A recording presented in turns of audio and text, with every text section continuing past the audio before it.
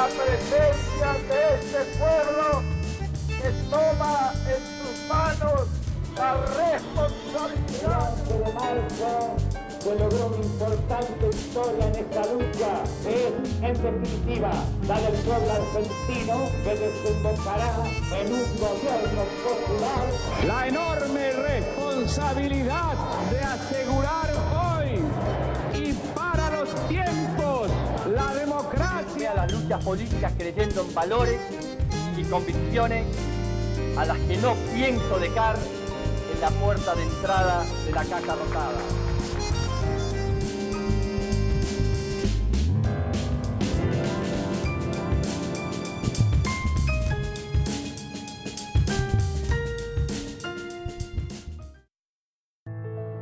Quisiera que me recuerden.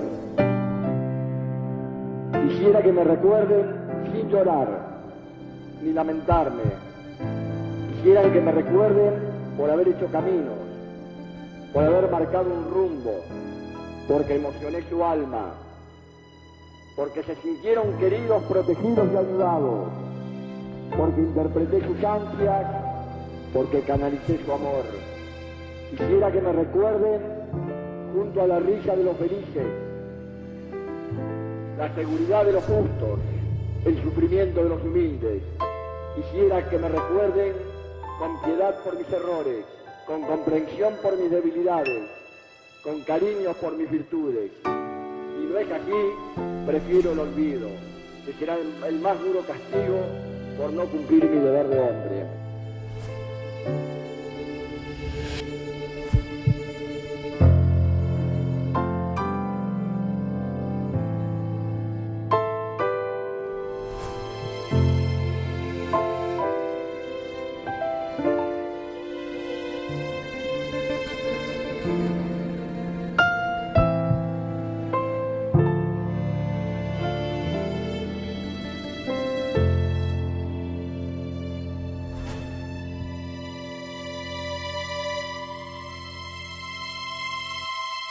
Habla el presidente del Ateneo, el compañero Néstor Carlos Kirchner.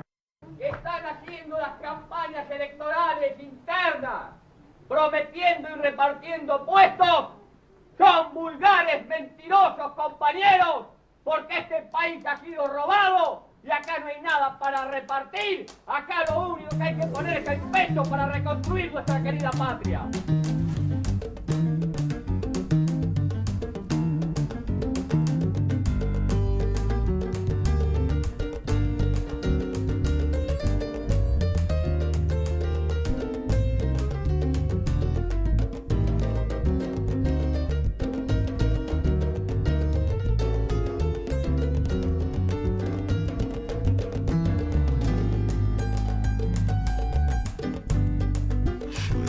Como militante, después como intendente, luego como gobernador y todo el equipo que se va conformando alrededor de Néstor y de Cristina, y una vocación creciente de protagonismo a nivel nacional. Nos piden que trabajemos para Néstor en el sur. Iba a candidato a gobernador de la provincia de... su primera candidatura a gobernador de la provincia de Santa Cruz.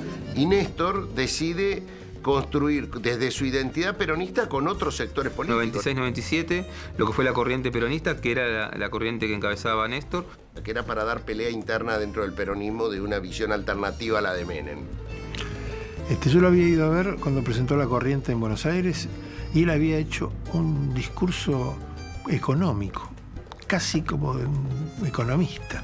Él tenía el libretista esa de almacenero donde anotaba cómo crecía la deuda todos los días o cómo crecía la recaudación todos los días, sumado a que él tenía formación académica, porque me dice, mira, en Río Gallegos, dice, atardece en invierno muy temprano, oscurece muy temprano, dice, y como la gobernación andaba bien, andaba sobre ruedas, sobre rieles, dice, yo me encerraba a estudiar economía. Se lanza a recorrer todo el país, y a plantear una forma distinta de construcción y de organización política. Cuadros políticos, político-técnicos, que de alguna manera expresaban el cuestionamiento a lo que hasta ese momento había sido la experiencia peronista en la década de los 90. Con el señor presidente y amigo de los Estados Unidos, el señor George Bush.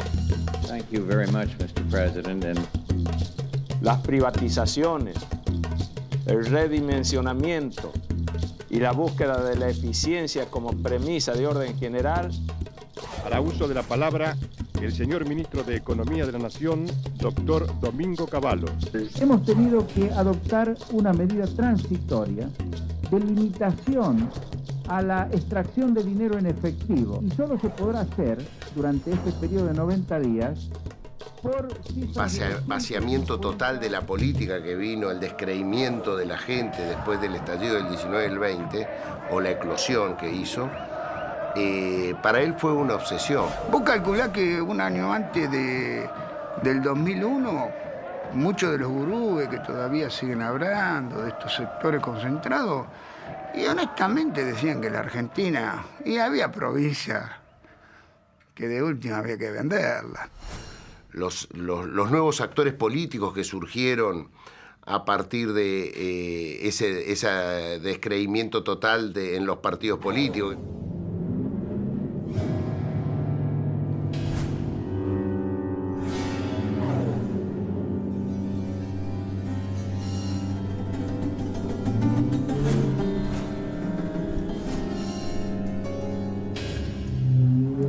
Néstor pensaba ser presidente no en el 2013, en el 2007. Cuando charlábamos en el grupo político, digamos, Néstor decía, nuestro objetivo político es llegar al gobierno en el 2007. Atiendo el teléfono y me dice, bueno, Luis, te llamo para solidarizarme contigo, con tus compañeros. Yo voy a ser presidente de la República y todas esas barbaridades que ustedes están padeciendo las voy a cambiar absolutamente a todas. La conjunción de un espacio político, nacional, popular y democrático que representa los valores estructurales del peronismo, pero con muchas otras participaciones, de muchos otros pensamientos que hacen una configuración de un espacio político que, por supuesto, su columna vertebral es el peronismo, pero tiene otros ingredientes que creo que lo hace rico y lo hace contemporáneo. Año 2002, más o menos, cuando empieza a prepararse la candidatura de Néstor y, bueno, pensando que era algo para el 2007, ¿no? Un proceso de consolidación de un espacio político que iba a llevar 3 o 4 años. Un grupo de dirigentes del peronismo de la ciudad de Buenos Aires se empezaban a aglutinar en nombre y el liderazgo también de Néstor y de Cristina principalmente. Que confluyeron en lo que se dio en llamar, porque fue la sede de la primera reunión pública, el Grupo Calafate. Él tenía prácticamente tomada la decisión de ir por las suyas como candidato presidencial. Néstor una vez se plantó en la Casa de Gobierno saliendo de una visita al presidente del momento, que creo que era Duhalde, dijo yo quiero ser candidato a presidente, soy candidato a presidente, y ahí lanzó su candidatura. Cuando surge la candidatura, fue una cosa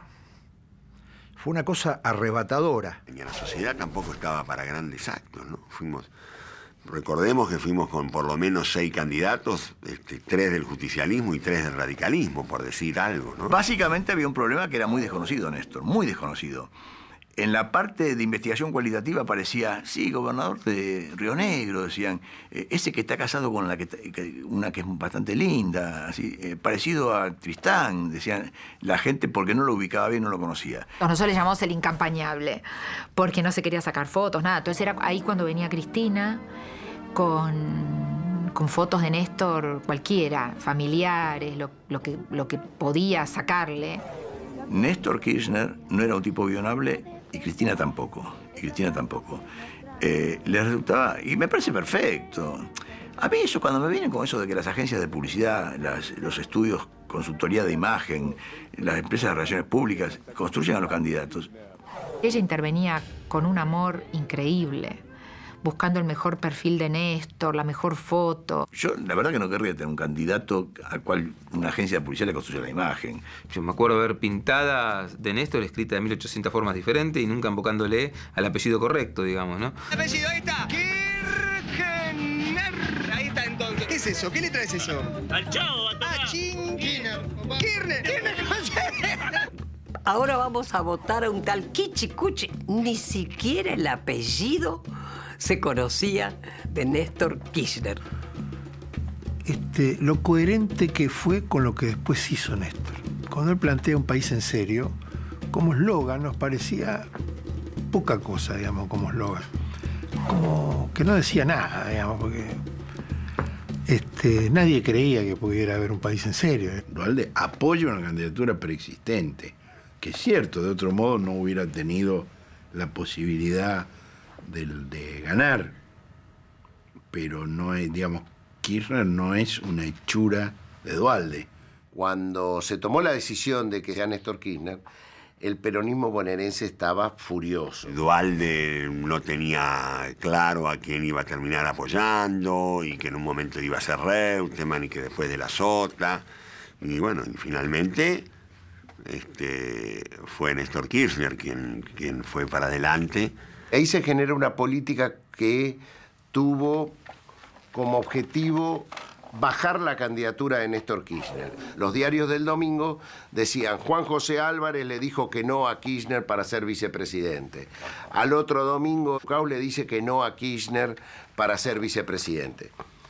Y se estaba por armar ese fin de semana una cumbre entre Roberto Labaña, Carlos Rucauf y Eduardo Duhalde en Cariló, para que el domingo saliera Labaña también le dice que no a Kirchner. Entonces le planteamos a Néstor el nombre de Scioli y él dijo, bueno, lo voy a conversar con Cristina, y desde su casa llamó diciendo que lo invitaran a Scioli, a que Alberto lo invitara a Scioli con su mujer Karina el sábado a almorzar a su casa en la calle Juncal. Scioli fue al almuerzo, Néstor le ofreció ser su vicepresidente ese sábado y decidió comunicarlo en un diario, Néstor, a eso.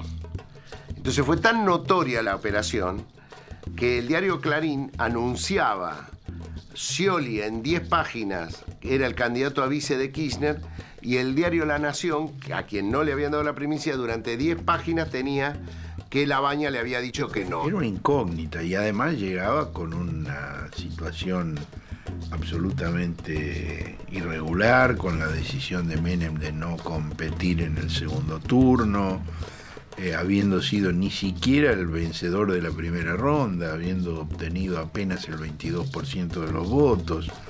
La idea de un presidente con el 22% de los votos era lo mejor que les podía pasar.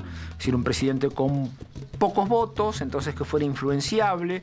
Está el episodio de Escribano, que lo va a ver a Néstor y dice, bueno, usted tiene que hacer esto. Y cuando Néstor le dice, mire, no va a poder ser, titulan La Argentina ha sido de gobierno por un año.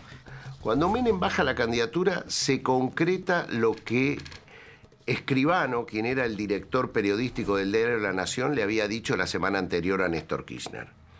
Que si él no arreglaba con las Fuerzas Armadas, que no aceptaba el acuerdo que había llevado Brinsoni, quien era jefe del ejército en ese momento, con Nazareno en la corte para que los juicios no se lleven a más adelante, los juicios por derechos humanos, si no arreglaba con Estados Unidos, y todo eso él iba a ser un presidente de un año y medio, un presidente de transición. El día que asumió, cuando habló, mi mamá, que tenía 95 años, esto se lo cuenta a todo el mundo, me llamó y me dijo, hija mía, me parece que le vas a tener que tener paciencia a este hombre. Me parece que este hombre tiene pasta. O sea, eso que empezó en el 2001 siguió hasta el 2003 fuertemente como hecho épico importante y terminó ese 25 de mayo del 2003 con la asunción de Néstor Kirchner en la Casa de Gobierno, digamos. Habíamos cumplido como generación un hecho histórico que nos identificaba como tal. No se puede volver a pagar deuda a costa del hambre y la exclusión de los argentinos, generando más pobreza y aumentando la conflictividad social. Ese discurso realmente me parece que sintetiza, cuando uno lo lee ahora, ve que un gobernante puede decir cosas y después llevarlas a la práctica. Profundizar la contención social hacia familias en riesgo, garantizando subsidios al desempleo y asistencia alimentaria, consolidando una verdadera red federal de políticas sociales integrales para que quienes se encuentran por debajo de la línea de pobreza puedan tener acceso a la educación, la salud pública y la vivienda. Reinstalar la movilidad social ascendente que caracterizó a la República Argentina requiere comprender que los problemas de la pobreza no se solucionan desde las políticas sociales, sino desde las políticas económicas. De escuchar que Néstor decía no voy a dejar los ideales afuera de la casa de gobierno, una cosa que me parecía impensable. Castigada con dolorosas ausencias. Me sumé a las luchas políticas creyendo en valores y convicciones a las que no pienso dejar en la puerta de entrada de la Casa Rosada. El establishment trata de crear un comité político que responda a sus intereses. Y de repente se encontraron con Néstor. Supo construir y supo generar y supo gestionar el poder, respetando principalmente lo que pensaba. Esas ideas de Néstor llevadas a las prácticas, muy pocos creían en lo que se podía llegar a hacer. No creo en el axioma de que cuando se gobierna se cambia convicción por pragmatismo. Eso constituye en verdad un ejercicio de hipocresía y cinismo. Soñé toda mi vida que nuestro país se podía cambiar para bien. Llegamos sin rencores, pero con memoria. Memoria no solo de los errores y horrores del otro, sino también es memoria sobre nuestras propias equivocaciones. El Estado que recibe Néstor Kirchner en el 2003 es un Estado que no solo fue diseñado por la dictadura, sino que además fue perfeccionado en los 90. Por lo tanto, era un Estado que servía para algunas cosas y no para todo lo que él quería hacer. El 25 de mayo del 2003 había 7 provincias que no pagaban los salarios regularmente. Una de ellas, Entre Ríos, no había empezado las clases y estamos hablando del 25 de mayo. Nosotros queríamos transformar la realidad, pero el instrumento que teníamos para transformar la realidad había que transformarlo. Están las condiciones para levantar la huelga, pero hay que poner, si mal no recuerdo, 70 millones de pesos. Entonces, el país estaba en la lona, piensa un segundo y medio y me dice, bueno, está bien, tenés los 70 millones de pesos, tratemos de resolver el conflicto. Digo, mira, Néstor, necesito ser franco con vos. Si en una provincia necesitamos 70 millones, al otro día todas las provincias van a venir a decirnos que las 7 que están en conflicto van a decirnos que necesitan la plata. Y me dice, bueno, entonces no me mientas más. Y decime cuánto necesitas en total. Yo creo que era como 250 millones de pesos, que no lo sabía. No sé cómo lo piensa ya como 3 segundos y dice, tenés esa plata. O nos dedicábamos a transformar el Estado durante 4 años y al cabo de 4 años decíamos, tenemos el instrumento de transformación perfecto, o transformábamos la realidad al tiempo que transformamos el Estado. Me encuentro con el ministro de Economía, con Labaña. Entonces yo lo miro y digo, él no sabe que vamos a usar la plata para esto. Así que vuelvo corriendo a verlo a Néstor y le digo, Néstor, está el ministro de Economía, ¿le aviso? Y me dice, Daniel, el presidente soy yo. ¿Por qué no hicieron esto antes? ¿Por qué no hicieron tal cosa? ¿Por qué no hicieron tal otra? Clama la oposición. Bueno, lo hicimos porque no teníamos la relación de fuerzas correspondiente, porque no teníamos los instrumentos. ¿Por qué no nacionalizamos la CFJP el 26 de mayo del 2003?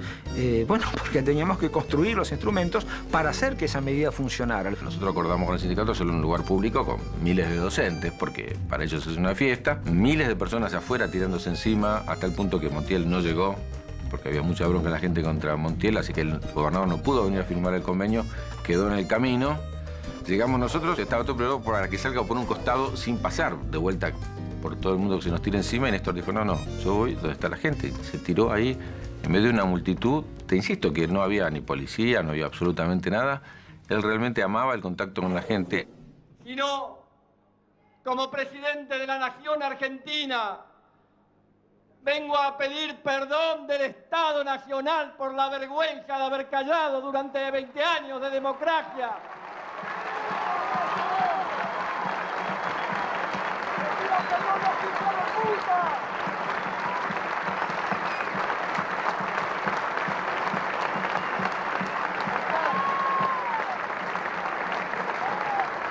De tantas atrocidades.